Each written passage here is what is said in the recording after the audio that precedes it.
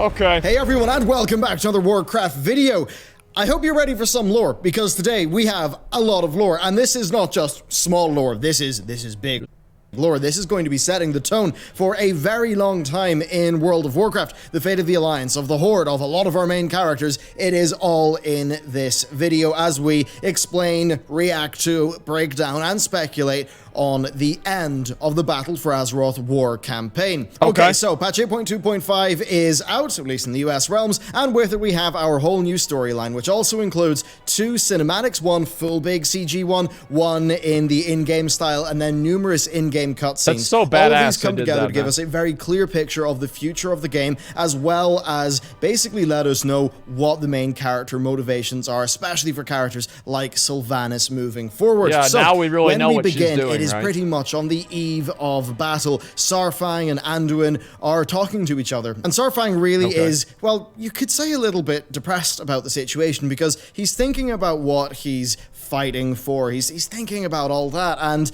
you know, he's thinking back to a lot of the old days, him and the Horde, and this is somewhat Blizzard being a little bit, well, making him be self-critical of his past. Saurfang was always sort of portrayed to be a very, very loyal Horde character. He'll do anything for the Horde. We saw him partake in the initial stages of Teldrassil in the name of the Horde, and in the cinematic we see him basically say, well, actually, the Horde is pretty much built on evil foundations. He says that basically Sylvanas is a true successor of the Horde, that Sylvanas really is following in the footsteps of Blackhand. He talks about the path of glory and how all of that stuff really is quite terrible and murderous. He talks about the moral rift between the Alliance and the Horde, and he basically says, look, even though the Alliance has done bad things, they're not even comparable. And he basically says that, I don't know, if the Alliance done that many bad things, like we had like the whole Lich King situation.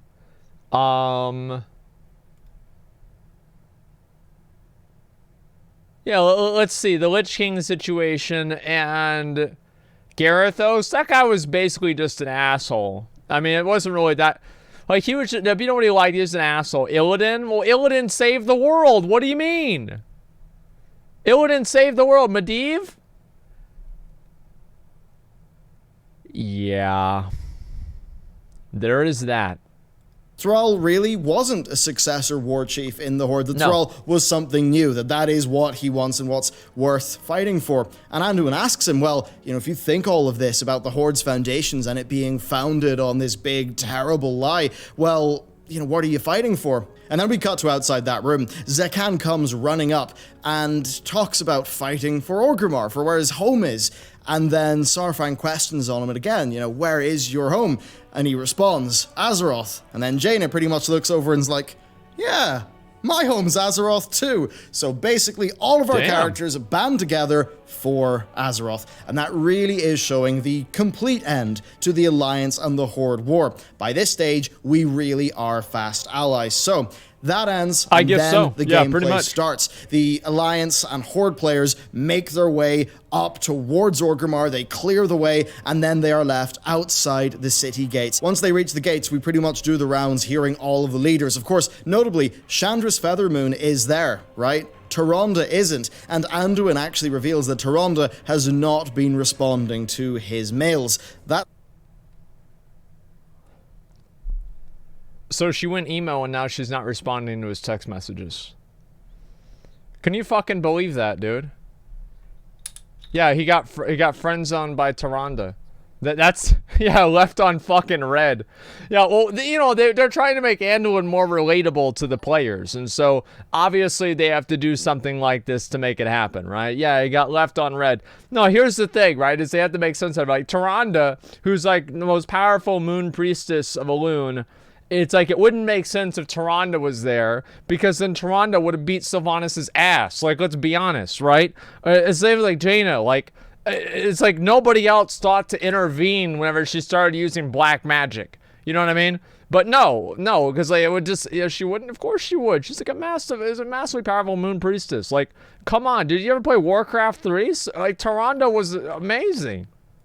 something that I believe will be quite relevant in the future. We have Gen, you know, being ordered to flank up to the north, and then Gen sort of doesn't really trust Saurfang and co. And Anduin says, no, I've been this far with Saurfang, I trust him, and Gen goes off. And that really is just further solidifying that what we see here, the Alliance and the Horde together, they really are allies, and that war really is over in that sense. So that's what happens if you are a Horde rebel or an Alliance player. But for those players who have been loyal to Sylvanas for all of this time, something quite different happens.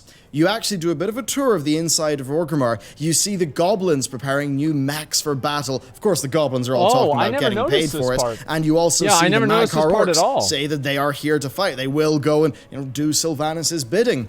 So you're doing that, and then you're asked to suppress the locals, because it turns out some of the Orgrimmar citizens are not particularly pleased at what's going on.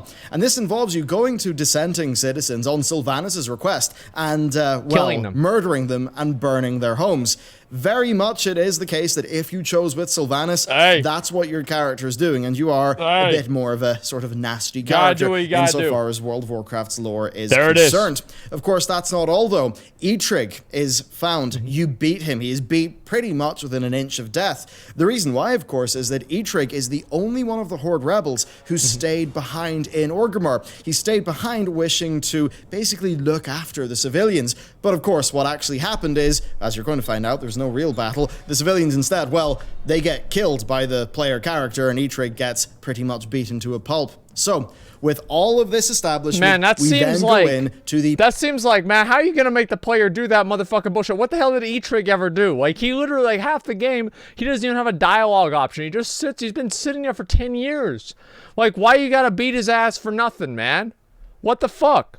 Big, expensive CG in the same style as Old Soldier and Lost Honor. And as always, it's absolutely gorgeous. The production quality of Blizzard's full cinematics like that it's pretty much the best in the industry. What they're able to do is rather incredible. So with the Horde rebels and Alliance players outside the gates and the Sylvanas loyalists behind the gates, the cinematic begins. We see the Alliance forces pull up, and that is when Saurfang has a bit of a moment, because he looks at the city, he looks at those defending it, and he still considers them to be the Horde, and he just knows that there's going to be so much death. And then, indeed, Thrall does say, well, all of these loyal soldiers, you know, they've pledged themselves to you, and yeah, a lot of people are going to die. Of course, the whole point is, they all know that, and they think it's the right thing to do. And then Saurfang says, actually, no, maybe there's another way, and he challenges Sylvanas to Mak'gora. Now, that is the orc ritual fight to the death. Hearing this, Sylvanas takes to the field and pretty much just gloats, thinking, you know, why would I fight you? To which Saurfang says, well, you want me to suffer. And that is true. Sylvanas is very angry at him, and with that, it is decided that this fight will actually happen. Thrall, of course, knows that this is never going to work. Obviously, Saurfang is going to be killed by Sylvanas. She simply is more powerful. Like, as much as he is physically strong and maybe wise in some ways, just look at what Sylvanas is. There's no way he could legitimately fight her. And, of course, Saurfang knows this. And when Thrall questions... People don't want to admit that, but it is completely true. I mean, like... Think of Saurfang as, like, a 72-year-old general. Okay? He's like a 72-year-old man. Of course he's gonna get his fucking ass beat. He's old as fuck, man. Like, he's 82, he's 82, he's 80 fucking 2 years old. He's 82 years old. And like, yeah, he's gonna get his ass beat. Like, it doesn't matter. That's the way it goes, man. Sylvanas doesn't, yeah, but she's a fucking elf. It doesn't matter. Of course he's gonna lose. Him, well, Saurfang says that people like them, they can't hide, which is mirroring, of course, the Lost Honor cinematic. Also knowing that there's pretty much no hope in the fight for Saurfang, Anduin walks up to him and pretty much says, well, hey, you know, I set you on this path. And then Saurfang replies that, well, they both knew that it could end up like this. They knew where it would lead.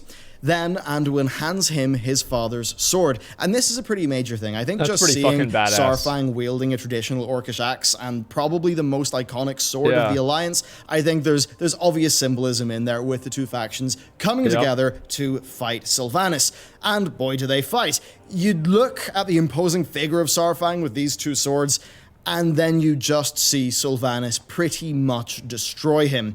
And this is, I suppose, it's cinematic technique bleeding in where, you know, she could have very easily killed him in a few seconds, but instead she does stop to monologue. Of course, Sylvanas' big evil monologue doesn't really work. You gotta make the cinematic, gotta drag it out. Can. And then Saurfang pretty much starts thinking about Hope. He gets up, he monologues about Hope, about how Sylvanas is trying to destroy it, but it's never actually worked for her. She's always galvanized people against her, and as he's doing this, he's wielding the swords are getting powerful, and he basically begins to win in the battle, even though a very short period of time ago, it pretty much looked like she could have finished him off in about half a second, but he's really hyped up on big epic music and being righteous. Of course, though, this does not end that well for him, because while everything that he says is true about Teldrassil and how he's pretty much right in throwing back all of Sylvanas' perceived failures at her, well, she's not having any of it. She just screams that the Horde is nothing, that he is nothing. Now, her saying the Horde is nothing quite loudly. She's just so mad. Like, how's she so really mad? Go down that well at all, does it? The camera shows us one of the Horde guards, the one beside her, a Forsaken nonetheless,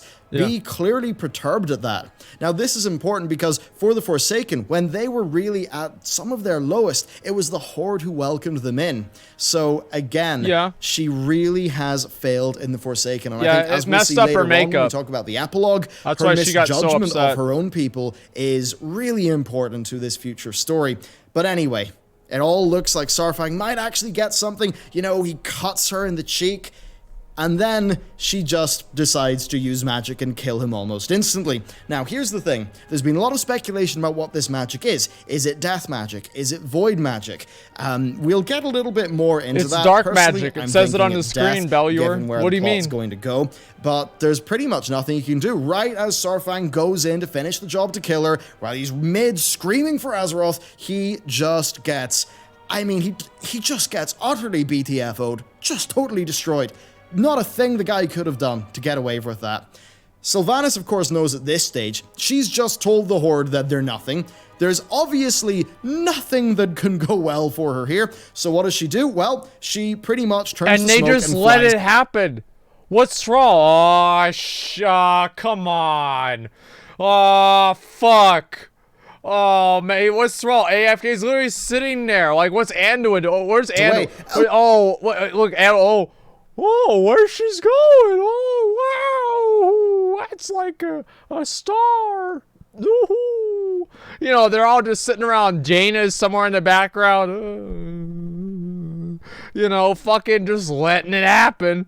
They just let her get away. Team Rocket in, you know, in Pokemon, she kind of gets like cast off. Team Rocket, yeah. Now, blasting this bit's off actually a bit again. more relevant though, because it really does show Sylvanas more to be the, I guess, the sort of sociopathic narcissist that she is. She starts talking basically about how stupid we all are, how, you know, she sees us, she sees it from a high level. We're just all toy soldiers in tin armor, and that we're all actually going to die.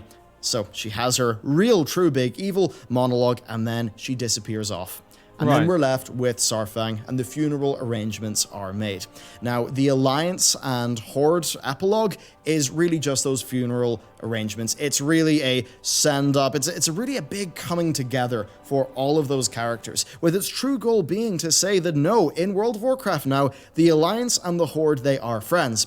But I think they're pretty careful in not making it seem like the factions are going to merge, because pretty much soon after, like almost at the first opportunity, I don't know if I'd want to see the factions merge, man. Like, that seems like it's a little bit much. Like, that seems like, I mean, it's World of Warcraft. Like, at a certain point, if you're gonna merge the factions, like, I don't know really if that's a good idea or not. I really don't think so, but, you know, we'll see. The Alliance characters do all leave. Yes, they exchange a meaningful look, but then they all do leave and they go back to Alliance territory. Yeah. And I think that means it's extremely clear that we're not going to see the factions merge together. I do think it's just that, formally now, we're at peace. And indeed, you do get an achievement, Veteran of the Fourth War. And that really does show you the war's over. There's no more war. It is just the citizens of Azeroth against the existential threats to the planet. That's a good point. Was established in the very first cutscene. But of course, that's not all, because the real epilogue, the one that contains all of the spicy stuff, that is left for the Sylvanas loyalists. And they really... Why they get anything, man? Like, those fucking cucks, dude. Like, who would stay with Sylvanas?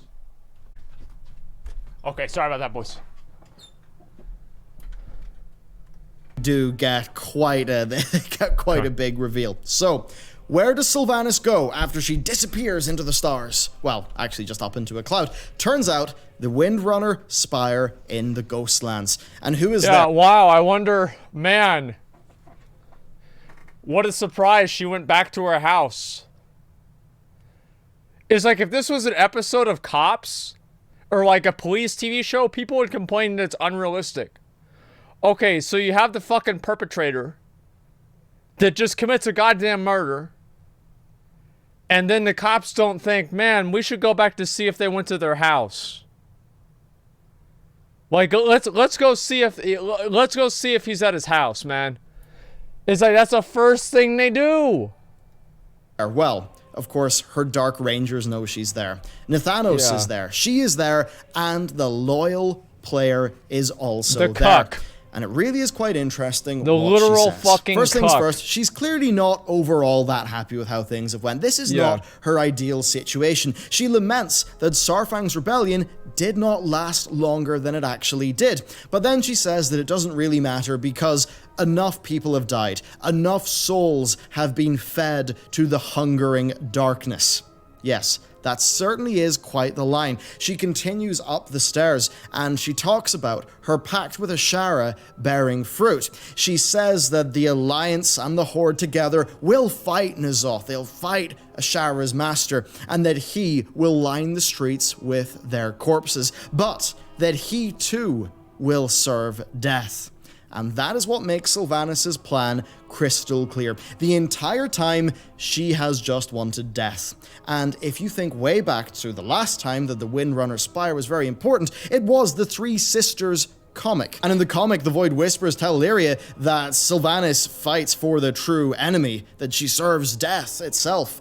And, well, we really are seeing that come full circle. Sylvanas basically is like, yeah, I just wanted to kill everyone and then also enslave N'Zoth. Now, there's so many different ways that we can kind of jump off from this lore here. I think number one, we've got to cover Saurfang's rebellion and how pretty much it seems to have been mostly Sylvanas' plan. Now, I don't think Sylvanas can really control death, you know. Arthur should have put her. Yeah, I mean, I don't think Sylvanas can control death. I mean, she might work towards death or something like that, but is she going to be able to control it? That seems unreasonable. Like, how can you do that? It could be that sensing that she was going to lose Saurfang, she decided, well, okay, right, I've obviously lost this guy. I've got to play with what I've got. And my goal is as much death as is possible. Therefore, Saurfang will start a rebellion. And that seems to essentially be what went on. She seems to have stoked that rebellion, maybe by taunting him so much, by leaving him to be captured by Anduin. Maybe she really was playing that four-dimensional chess. It certainly does seem to be the case thus far. Now, there are things like her sending assassins to kill Thrall. That's a kind of interesting one. I imagine that she maybe wasn't as worried about Saurfang, but in regards to Thrall, maybe she thought that he really would be a problem, and she actually did. Well, of course, because Thrall's the greatest shaman that the world has ever seen. Like, everybody wants to talk about Thrall being a bald-ass bitch, right? This old pussy-ass, you know, dumb idiot. But, like, Thrall is he ain't no more? Well, the thing, yeah, of course. It's like if you're like a rogue, right? I mean, like maybe you're gonna have trouble against a shaman, you know? And he's a fucking bitch. Dude, Thrall is a badass. Like, what the fuck do you mean? Like, Thrall, dude, he's a badass warrior, like just in physical combat. He's the greatest shaman of basically all time in Azeroth. Like, he's united all of the clans Lord. Thrall is the biggest like, there's a reason why Zach and I rolled on Thrall server in 2006. It's because this dude was the biggest dick in the game. Like, I mean, let's be honest. And then, you know, things, Drekthar, no, dude, Thrall's way more badass, dude. Thrall is fucking way more badass. I mean, listen. Like, Thrall, of course Sylvanas would be afraid of Thrall. Like, not only is Thrall, like, uniting force for the Horde, much more so than Saurfang, but also Thrall is much more powerful than Saurfang just in general.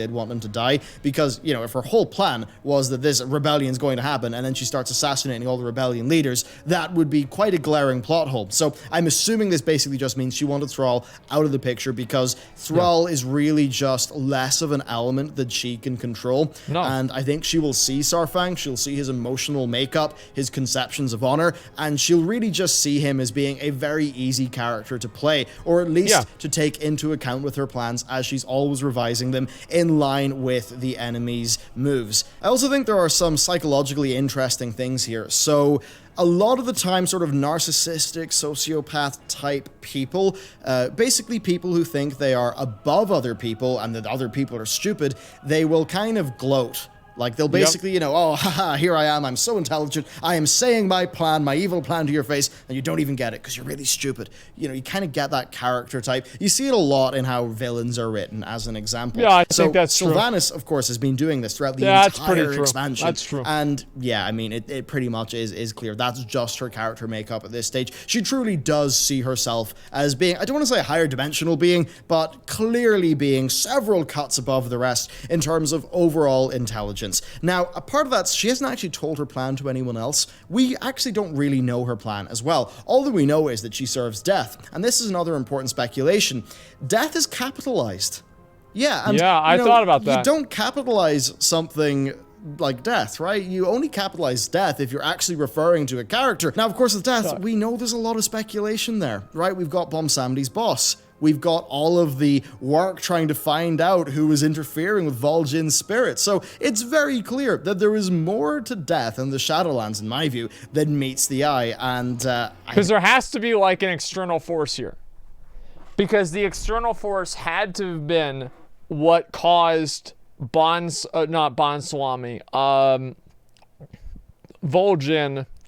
to name Sylvanas as the war chief. That had to be it. And so I feel like that's a really, really big factor. Okay. I think it's very obvious how they've set this up. So there's also the fact that Sylvanas has a pact with Ashara. Now we've got to like work out, you know, how much is Sylvanas actually working with Ashara, and how much is that basically just Sylvanas trying to use Ashara to get to N'Zoth. That's, I suppose, one thing that will be explored in the future. Indeed, Ashara is a living character. Blizzard very clearly made the decision not to just burn through those characters, to kill them off. And I think that's very relevant. I think that'll be extremely relevant to the next expansion. Now, there's also the way that Sylvanas wants to have N'Zoth serve death. Now, you might be wondering how she can do that, and I'd say this very simply.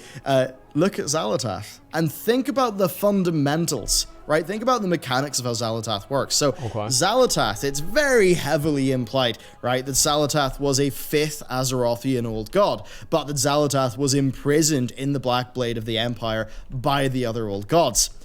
Now, this is very interesting because Xal'atath escapes from the Black Blade. And of course, the Black Blade makes its way to Sylvanas. Now, also, who was operating in the area when that happened during your 8.1 questing? Oh, the Naga. Who do the Naga serve? Oh, Ashara. There you go, more connections. Now, the whole point of me bringing this up is that Xal'atath can clearly harbor the essence of an old god.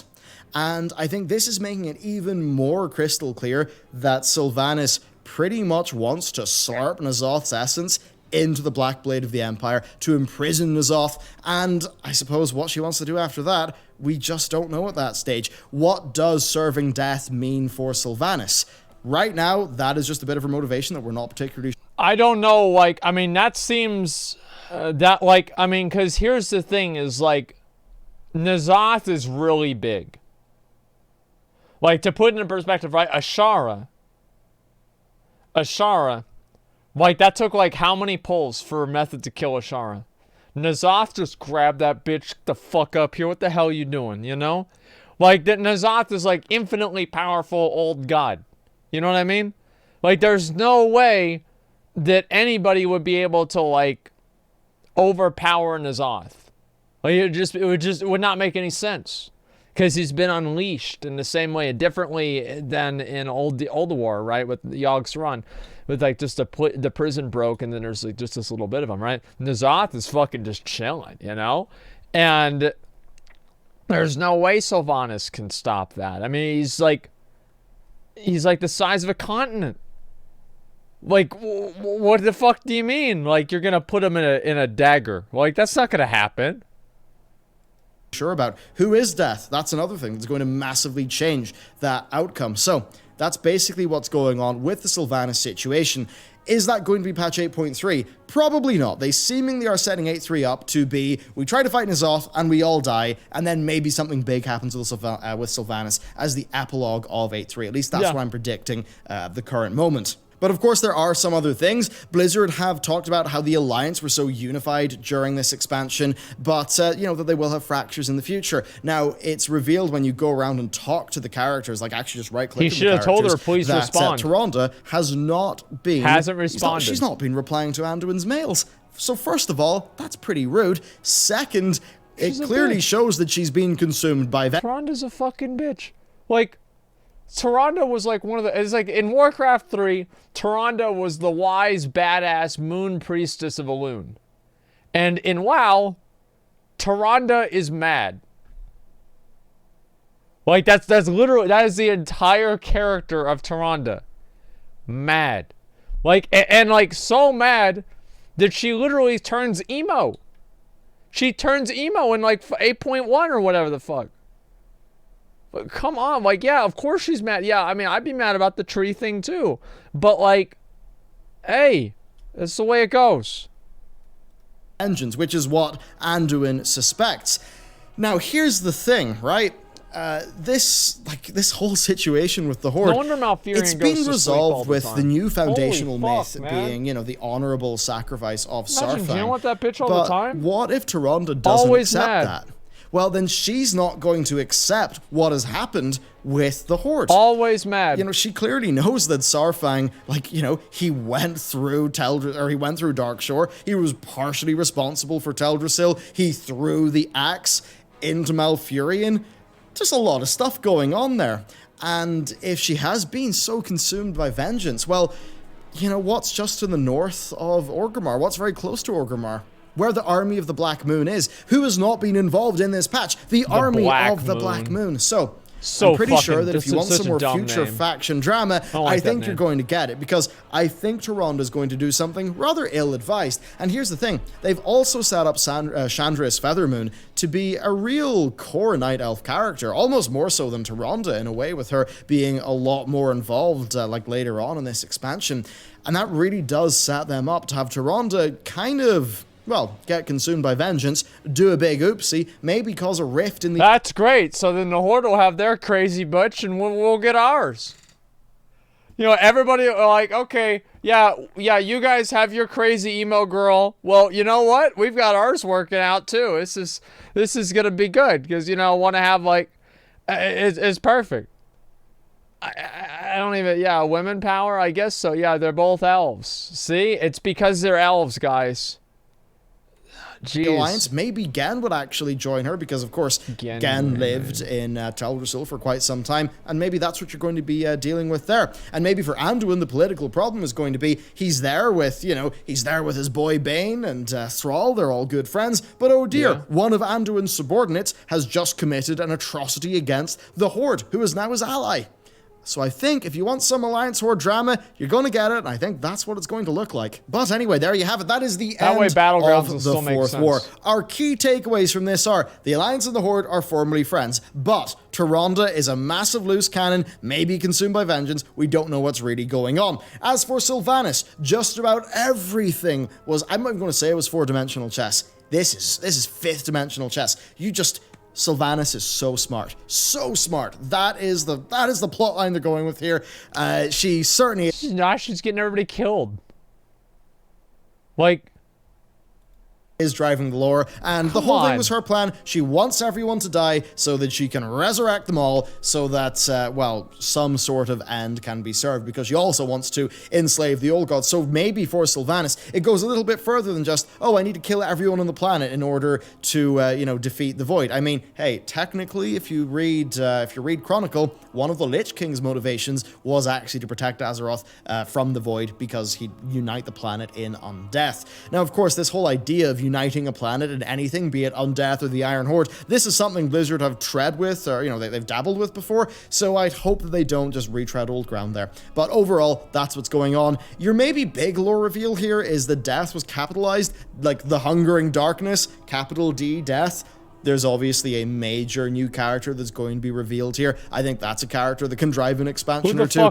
And I think really going through this, you know, I think you see questionable payoff. I don't think you see a lot of catharsis. I think the way that it was written, I think it was mostly with the goal of fan service around some things that have been popular in the past, and then also establishing these big new things that Blizzard can play around with. As always, they're going to be establishing new mystery boxes because that is really going to let them drive forward new content. So there you go. That is my breakdown and analysis of this. Hell? There is deeper lore sort of dive content that's going to be in the works that I will do in the future, because a lot of this stuff, once I go through Chronicle again and once I go through a lot of other notes that I have, I think we could get into some really interesting deep stuff. But of course, that is it for now. That is our reaction to the end of Okay, all right, loot boxes. This video. Let me know what your own theories are down below, and with that, I will see you next time. Okay, so let's think about this. All right. Well, first, let's see what the comments are. Out of all the main characters, Andor wanted to go Essence of Pandaria seriously. Of course, he'd want to end the conflict permanently. Well, yeah, of course he did, because he spent all of Pandaria sitting up there in the fucking, in the upstairs room with, what's his name, with Wrathion, smoking weed and playing chess. Like, of course he doesn't want to have any war. That was like the best time ever. Like, what do you mean? Yeah, playing chess. Like, come on, guys. Saurfang Sparfetch was on cooldown. Ignore Pain CD was on GCD. Well, listen, like, at least it made sense. How would he reflect the spell? He didn't even have a shield, you know what I mean? Totally ruined the mood in Brewfest. Tyrande has no subordinate, maybe technical side of the alliance, but the radical leaders don't have to follow the High King's order. Well, it's like, come on, man, like, just respond, Tyrande. Like, this is like these girls that are like, oh, I don't have to respond to you. You don't own me. Like, just be a reasonable, nice person and respond, because that's what normal people fucking do. Just respond, okay? Just fucking respond. Like, the shamelessness of this is absolutely, it's just so terrible, man. The story's been so ridiculously convoluted. Yeah, I think it has been a little bit complex, but they need to make sense out of all of this, okay? This saw leading to the removal of the faction. I think they're going to make 4 factions, and then are going to make them allied with each other. That's what I think is going to happen. I don't know, but that's just a possibility, you know what I mean? I have no fucking idea. My man, yeah, dude, 8.25 quest yet? No, I logged on to retail, but honestly, the reason I logged on to retail last night is because I didn't want the guild to usurp me as the guild leader, because I haven't been online in almost a month. So I wanted to make sure I log on so they don't just pull a fast one on me and get me out the guild, you know? And so we gotta make sure that don't happen. So I had to log on.